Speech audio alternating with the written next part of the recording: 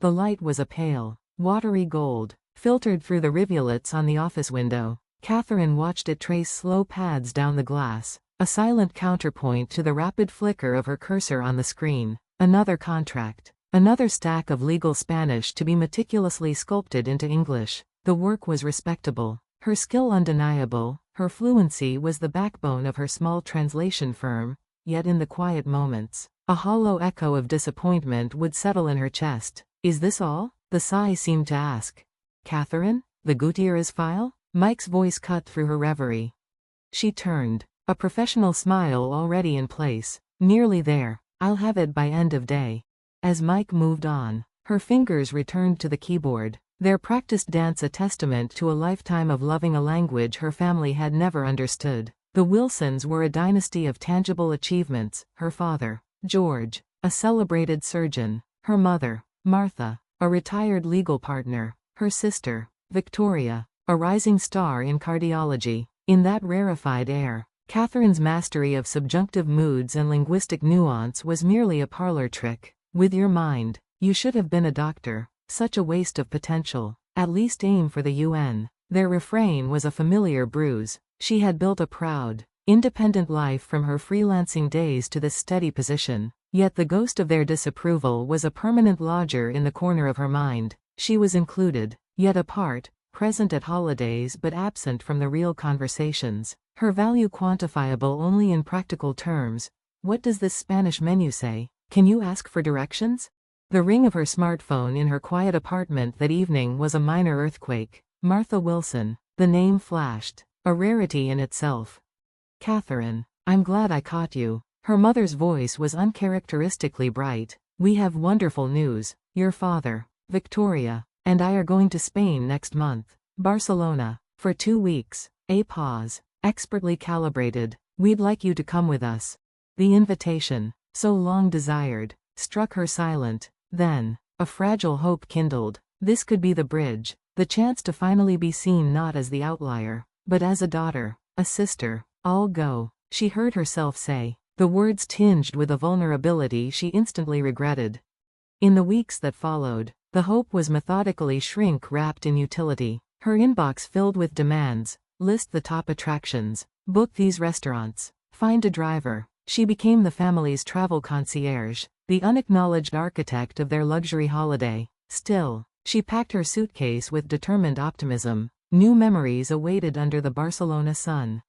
The Spanish sun, however, was a crucible. At the airport, Victoria's critical gaze swept over Katherine's comfortable travel wear. We're staying at the Gran Hotel del Arte. You know. George handed off the mountain of luggage. Be a dear and get these to check in.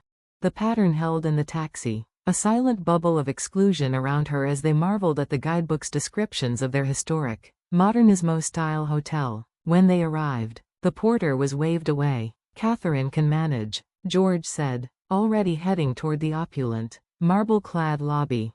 At the front desk, a polite young man named Carlos greeted them. A rapid exchange in Spanish followed. The family's confused looks swiveled to her, but before she could translate, Carlos shifted to careful English. A small confusion. The reservation is for 3 guests, but I see 4. I can arrange an extra room for tonight only, with an additional charge.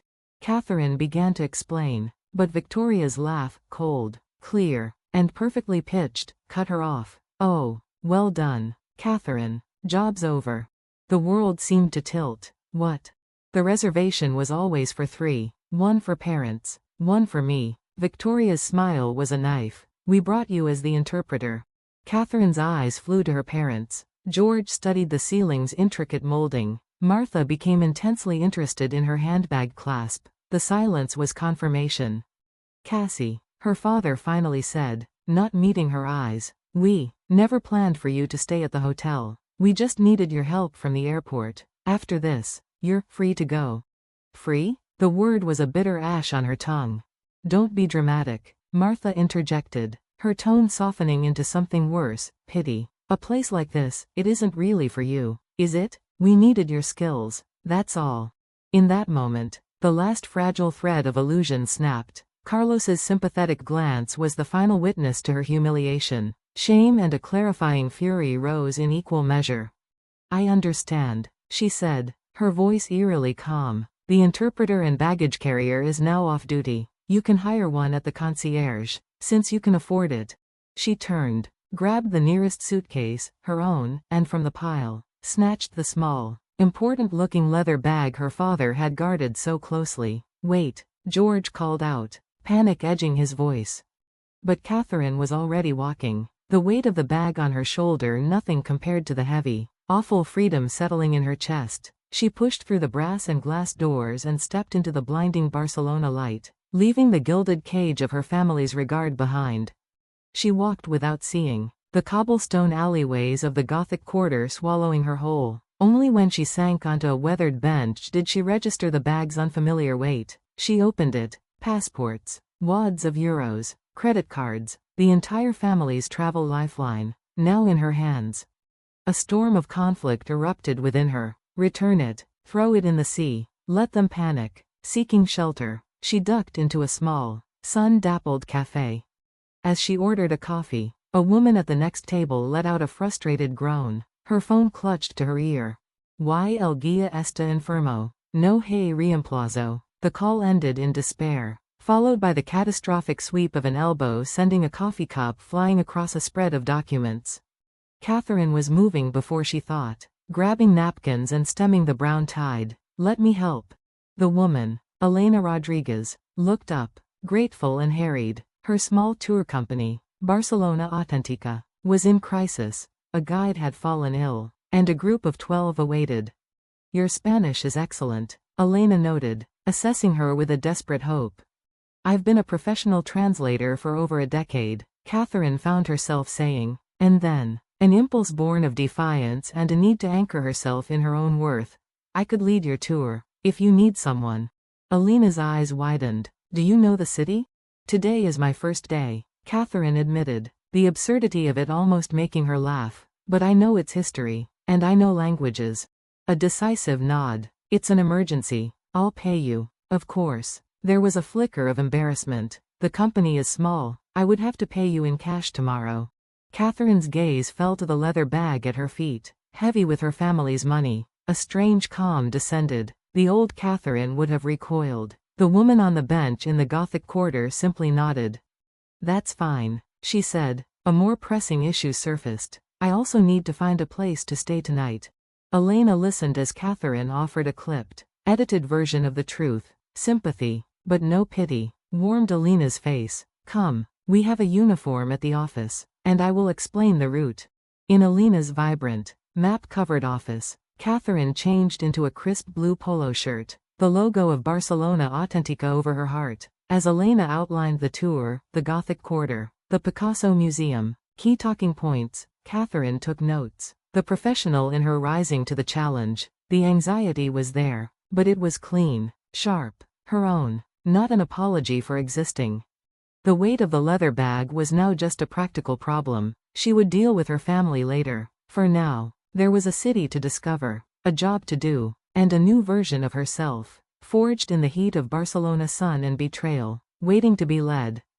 Katherine gave a shortened, brittle version of the truth, abandoned at a luxury hotel without a reservation. Elena's expression softened with immediate understanding. That must have been hard, she said, her voice warm with an empathy that felt foreign and startling. I know a decent pension nearby, clean, safe, and reasonably priced. I'll call and secure a room for you. That afternoon, Katherine stood before 12 strangers in the Plaza Real, her heart thrumming against her ribs, clutching Elena's notes. She began. At first, her voice was a careful, measured thing, but as she wove historical facts with anecdotes she'd once researched for her family, something unlocked. The tourists responded to her fluency, her clarity, her genuine curiosity. How long have you been guiding in Barcelona? An American woman asked during a lull. Katherine met her eyes. Today is my first day, she confessed. The group murmured in pleasant surprise, and her honesty seemed to build a bridge of camaraderie. By the time they dispersed at the Picasso Museum, she was met with warm applause and the tangible weight of tips pressed into her palm, currency of approval she had never received from the Wilsons. Back at the office, Elena was beaming. You were a natural. They loved you. The praise settled in Katherine's chest. A small, glowing ember of pride. Her talent, for the first time, felt like a gift, not a grievance. I have tours booked solid for the next week, Elena ventured. Our regular guide is out sick. Would you consider covering them all? Absolutely, Katherine said, the word tasting of liberation. The pension Elena secured was simple, a white-walled room with a wrought iron balcony overlooking a quiet courtyard. It was hers. That evening, with a profound weariness, she borrowed a modest sum from her father's cache of euros to buy essentials. Lying in the narrow bed, the events of the day rewound in her mind, from baggage handler to storyteller, from outsider to anchor. The leather bag sat heavily on the desk. She would deal with its contents tomorrow. Tonight, she slept a deep, dreamless sleep, wrapped in the quiet thrill of possibility.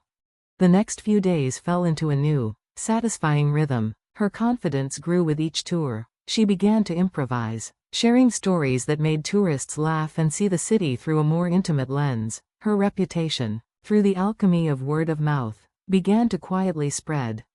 On the morning of the third day, Elena was waiting with a contract in hand. Bookings are up. I'd like to formally hire you for the rest of the week. The office door swung open, cutting her off.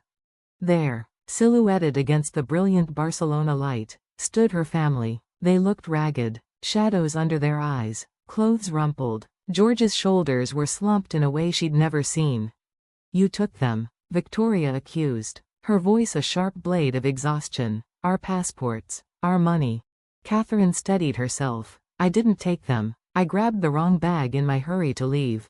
Just return them, Cassie, her father implored, bypassing excuses. The consulate, it's been a nightmare. 3 days, Katherine said quietly, studying their strained faces. What was it like, being here without the language, without resources? What are you implying? Victoria snapped. That's how I've felt for years. Katherine's voice was low but clear. A useful tool in your hands, not a sister or a daughter.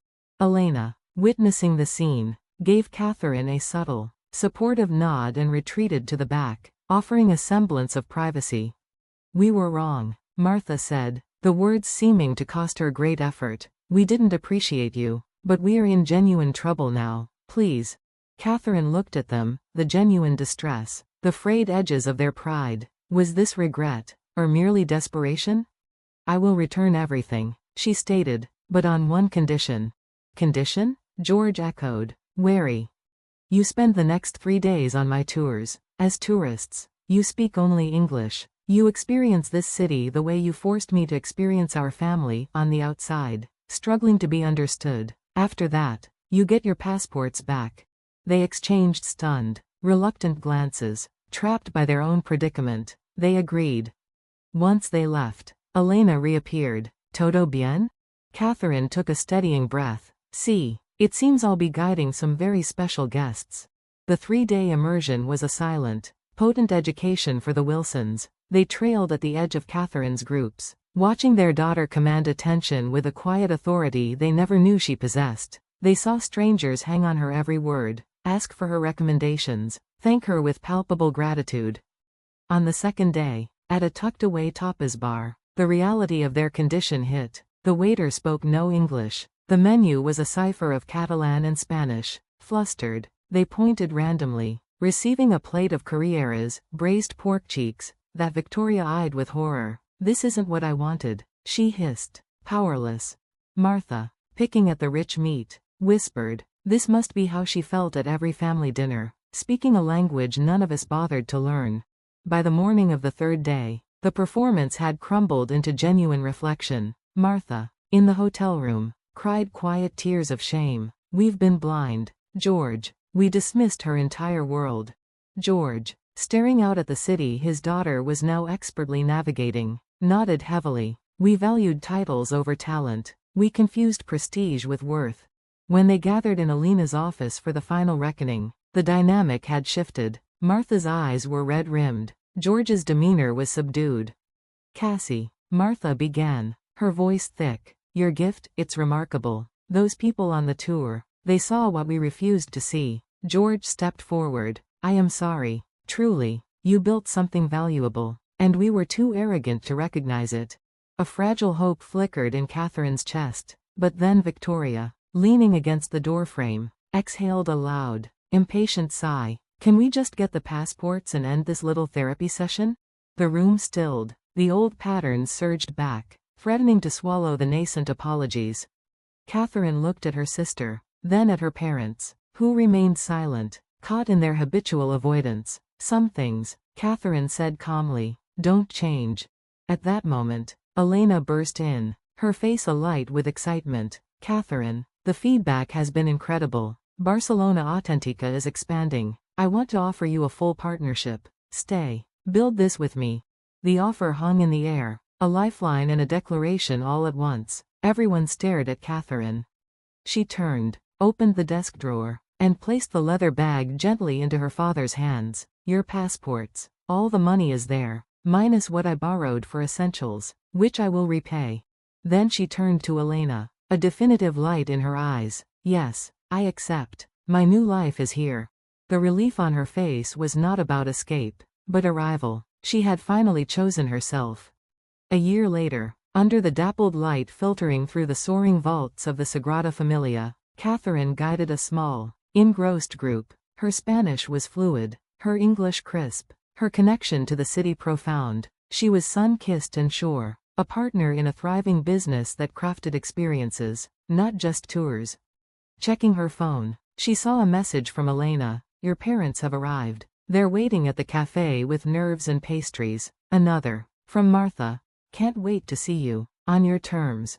That evening, over dinner on a terrace overlooking the city, the conversation was different. Her parents asked questions, real ones, about her work, her life, her dreams for the company. Their pride was no longer a conditional thing. It was awe at the person she had become without their blueprint. We are so proud of you, George said, his voice rough with emotion. You carved your own path, a beautiful one.